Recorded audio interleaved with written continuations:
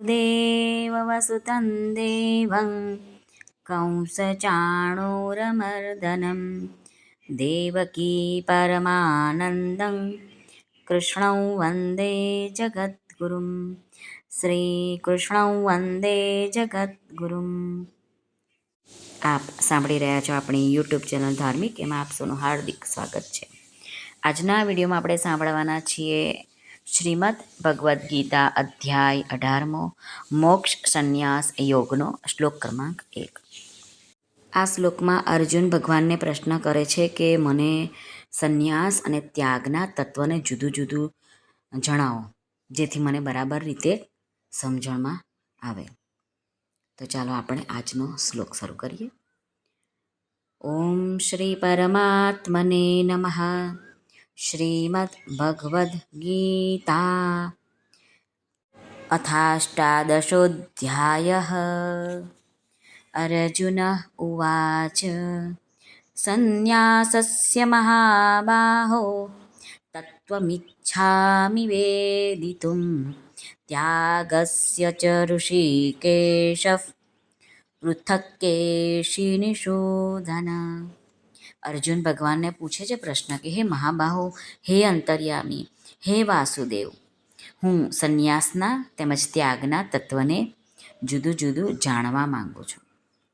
અહીં મહાબાહો એ શબ્દ વાપરવાનું અર્જુનનું એ જ છે કે ભગવાન સામર્થ્યવાન છે.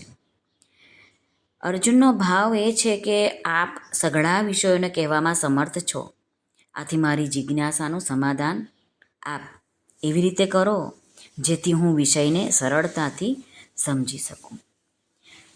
ઋષિકેશ, આ શબ્દનું સંબોધન કરવાનું એ જ ભાવ છે અર્જુનનો કે હું સંન્યાસ અને ત્યાગનું તત્વ જાણવા ઈચ્છું છું. આથી આ વિષયમાં જે જે આવશ્યક વાતો હોય તે આપ મારા પૂછ્યા વગર પણ કહી દો.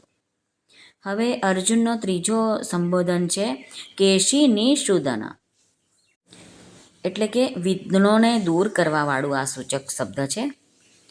અર્જુનનો ભાવ એ છે કે જે રીતે આપ આપના ભક્તોના બધા વિઘ્નો દૂર કરી દો છો, તે જ રીતે મારા પણ સઘળા વિઘ્નોને, શંકાઓને, સંશયોને દૂર કરી દો.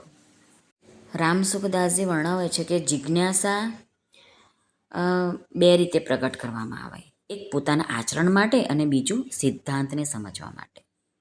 જેઓ ભણવાને માટે, શીખવાને માટે સિદ્ધાંતને સમજે છે તેઓ કેવળ પુસ્તકોના વિદ્વાન બને છે અને નવા નવા પુસ્તકોનું સર્જન પણ કરી શકે છે, પરંતુ પોતાનું કલ્યાણ નથી કરી શકતા. પોતાનું કલ્યાણ તો એ જ કરી શકે જેઓ સિદ્ધાંતને સમજીને તેના અનુસાર પોતાનું જીવન બનાવવાને માટે તત્પર થઈ જાય. કર્મ અને ફળની આસક્તિને છોડવાનું નામ ત્યાગ. જે કર્મ અને ફળમાં આસક્ત નથી થતો તે યોગારૂઢ થઈ જાય છે.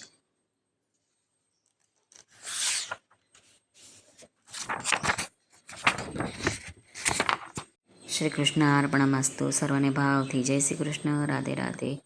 હરિઓમ તત્સત. જય ગુરુદેવ દત્ત. જય સ્વામિનારાયણ. જય માતાજી.